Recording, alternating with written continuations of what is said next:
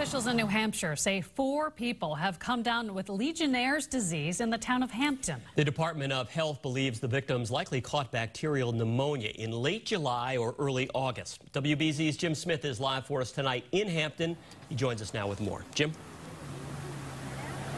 And Ken, Legionnaire's disease isn't totally unheard of up here. So far this year, there have been about 37 cases of Legionnaire's disease in the state of New Hampshire, but it is unusual to have a cluster in one community.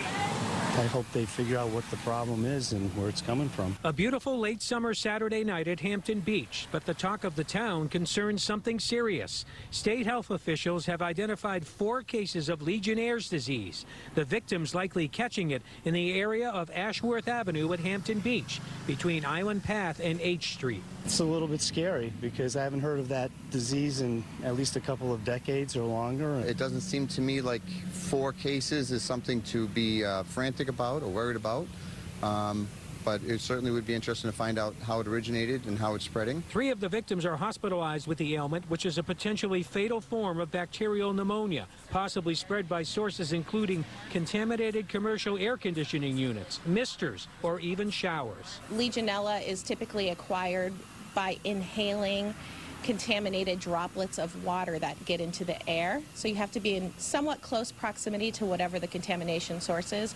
We're not talking about airborne transmission. Back at Hampton Beach, vacationers are watching the situation closely. Not the kind of thing you want to hear when you're at Hampton Beach. On vacation, no. And at this point right now, the 4 of us are I'm very happy that we did not know this when we got here last Sunday, because I would have gone home.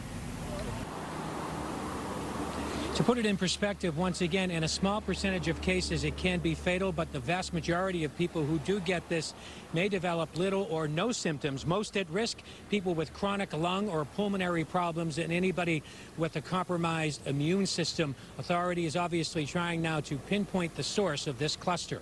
Live in Hampton Beach, Jim Smith, WBZ News.